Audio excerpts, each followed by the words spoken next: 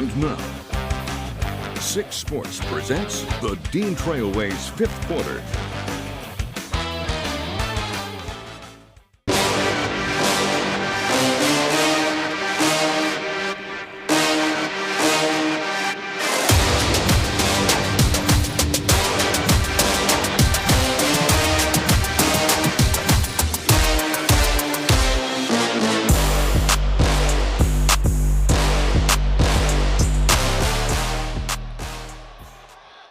Today is the day many of us here in the Mitten State have been waiting for a long time. Thanks for tuning in to the Dean Trailways 5th Quarter. I'm Ian Kress. And I'm Deshaurian McBroom. Michigan and Michigan State met tonight at the Breslin Center as the top 10 opponents. That is right, and this game was so big, Detroit Lions head coach Dan Campbell made the trip to East Lansing to check it out, and the Breslin Center was rocking. Michigan State's first points of the game came via Carson Cooper in a slam dunk. However, Michigan would control the first half. Elliot Cadeau splashes home a triple to give the Wolverines a 10-2 lead out of the gate. Michigan's length was a problem for the Spartans. Marez Johnson Jr. blocks a Jordan Scott 3 and is cleared for takeoff on the other end. The last time Michigan freshman Trey McKinney was on the Breslin Center floor, he lost to East Lansing in the high school basketball state semifinals. Here he hits a 3 to help the Wolverines lead by 16 at the break. MSU would come all the way back, though, in the second half. Jackson Kohler is cash money on the 3-ball. We're tied at 55. Then Jeremy Fears Jr. takes it coast to coast, and MSU has its first lead, 57-55. But Michigan would make too many plays down the stretch. Under 4 to go, Marez Johnson slams it home, putting the Wolverines up 3. And a little later, Cadeau frees himself up for a 3.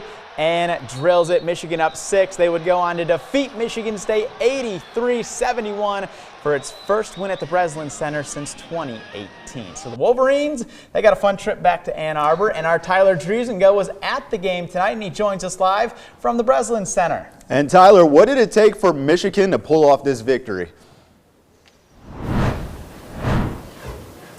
Yeah, Ian, Michigan used a hot start and clutch plays down the stretch to secure Dusty May his first victory in this rivalry.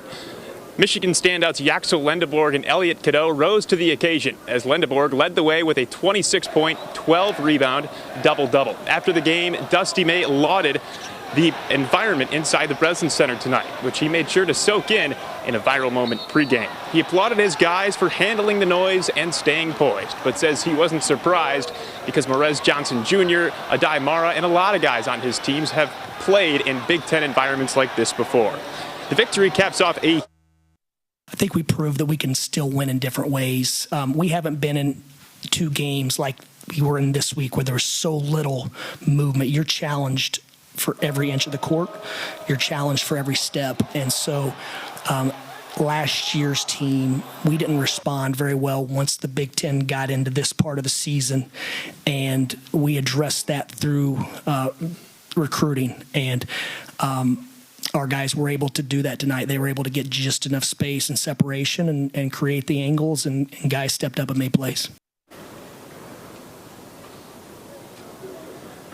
On the Michigan State side of things, Tom Izzo says he just didn't see the level of intensity and competitiveness that he needed to see from some of his young players in this game. But everything is still in front of this Michigan State team with over a month of the season still to play. The rivals will meet again in the final game of the regular season at the Chrysler Center on March 8th. For now, reporting live from the Breslin Center, I'm Tyler Driesengo, 6 Sports.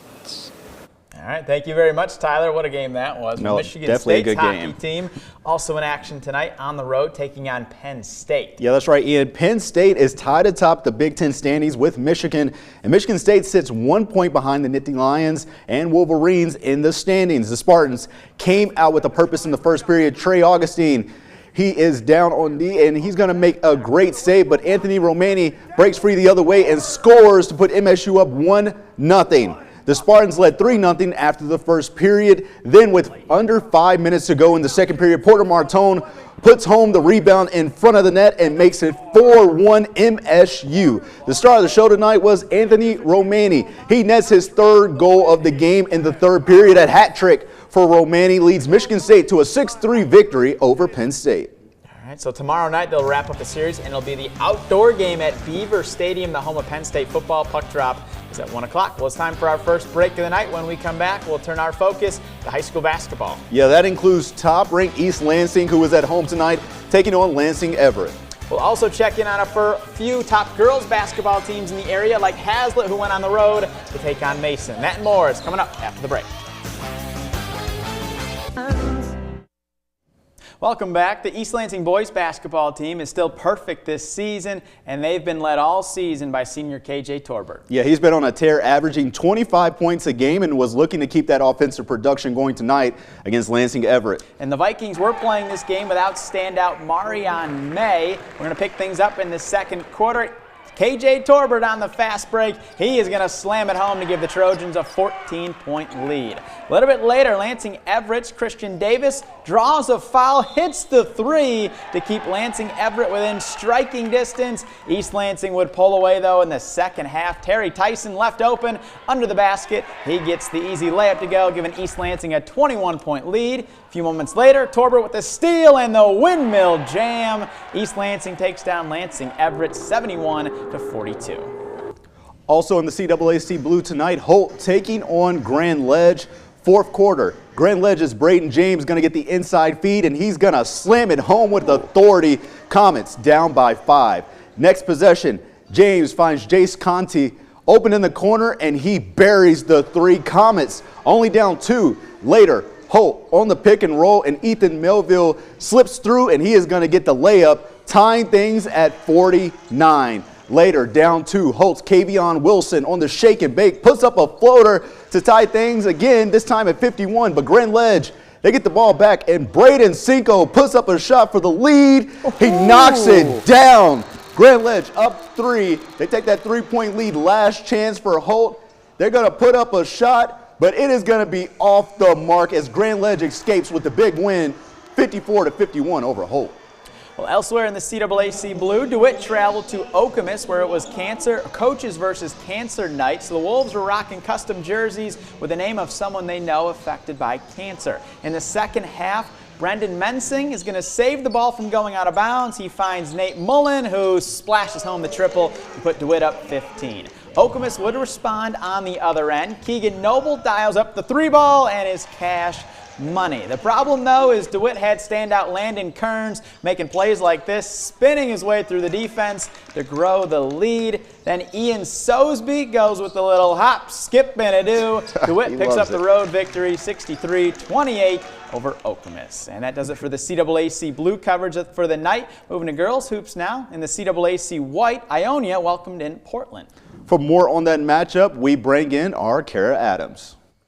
Yeah, guys, undefeated Portland was looking to stay perfect tonight on the road at Ionia.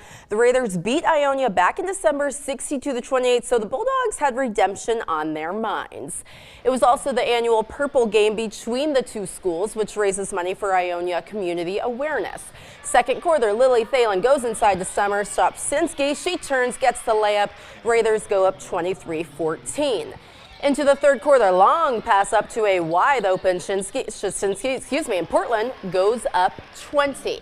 Fourth quarter, Lily Thalen's got it, shifting her way traffic. She puts the Raiders up 57-42. Later, Bella Spitzley drains a 3. Portland goes up even more. And to top it all off, Thalen again just makes it look easy, splitting the defenders, and Portland goes on to win at 67-50 over their rivals and stay undefeated in the CAAC Whites. We're so close in proximity, so a lot of the girls know each other and they see each other throughout the year, and so it's always a heated rivalry, but it's clean, fun, and competitive, and so it's still extra special, obviously, but again, they played really well tonight and made us earn it, and so I'm just proud of our girls. Moving to the CMAC girls, Portland St. Patrick was on the road tonight at Pewamo, Westphalia. Adriana Eklund gets it to a wide open Ellie Bengal, who banks in the 3. Later, Alana Thalen driving in. She fakes up the 3, but she gets the bucket, and she gets one, gets it to go. St. Pat's, they need something here. Inside to Gracelyn Rocky, who somehow gets the reverse bucket to go, and she picks up the foul as well. But PW's got it again right here. Bengal out to Adriana Eklund, who buries the corner three, and the Pirates go on to win it 45-29.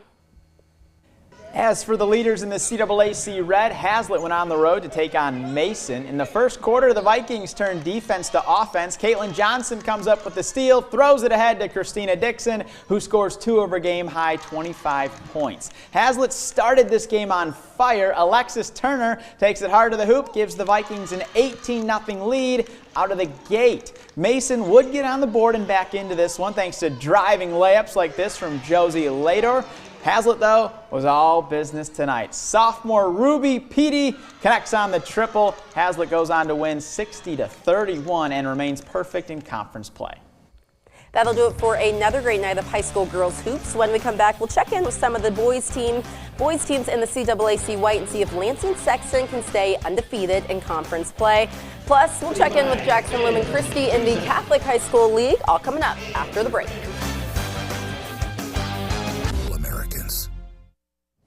Welcome back. Last Friday, Lansing Sexton senior Keyshawn Somerville became the school's all-time leading scorer by reaching 1,712 career points. And tonight, Somerville was being honored before Sexton's game against Olivet. Sexton's Keyshawn Somerville receiving a trophy. Whoa, look at that trophy. And all the love before the game. Even got a special custom jacket. Congratulations again to him on a major milestone. And what other way to start the game than a Keyshawn Somerville 3? Of course. I mean, that's the perfect way. The first points of the game. Later, Sexton's Mario Murray in the post, keeps his pivot, and he gets his shot as the J-Dubs lead by 3. Sexton looking to strike again, but Jack Masters jumps the passing lane. He gets the easy bucket, cutting the deficit to 4 for Olivet. But on his celebratory night, Somerville just had it going early, shake and bake, finding space, knocking down the jumper. Sexton gets the 64-54 win over Olivet. Moving back to Ionia, the boys were also playing their rivals Portland tonight. Right away, Carter White takes it himself, spinning and lays it in, puts them up 2. Next, Ionia's Walton Sandberg's got it. He somehow sneaks a pass inside to Colt Piercefield, who gets through to get the tough bucket to tie it at 4-all. Raiders' Tage Verk, he's going to go himself, splitting the defenders. He puts the Raiders up by 4. And get used to hearing the name Verk. He comes up with the steal right here, and he takes it all the way to the house for the easy layup to put Portland up 17-4. And guess who? Verk again thinks about it, throws up the 3, and he's got it. Portland goes on to win at 57-41 and improve to 7-2 in the CAAC Whites. Lastly, Jackson Lumen Christi welcomed in Cransbrook Kingswood. The Cranes set the tone early. Henry Snee gets the tough layup through traffic to go, giving Cranbrook a early lead. The Titans would battle back, though. Kellen Crowley hands it off to George Grossback, who takes it all the way to the hoop, cutting the Cranes' lead to just 1. In the second quarter, Zach Tropez gives it to Ronnie Hedden, leading to an easy layup to make this a 3-point game. The Cranes would keep growing their lead as Snee dribbles straight into a 3, giving Cransbrook Kingswood their largest lead of the game. However, Jackson Lumen Christi came all the way back to win 68-64. So that's all our high school basketball highlights. Good show. Obviously, Michigan gets a big win at the Breslin. They certainly do. That was a pretty dominant. Their foot was on the pedal from the start of that game, and anytime Michigan State kind of got back within one, or even when they tied it with that color 3, Michigan had an answer for everything. But somebody else who had their foot on the pedal was Michigan State hockey. They're going for the sweep tomorrow outdoors. It's going to be a pretty good game. Yeah, it should be a fun one. 1 o'clock, like we said, on the Big Ten Network. Michigan now will look to keep their momentum rolling. Michigan State's going to be looking to bounce back. That'll be it for this week's show. As always, Kara, throw it away. Have a good night, everyone.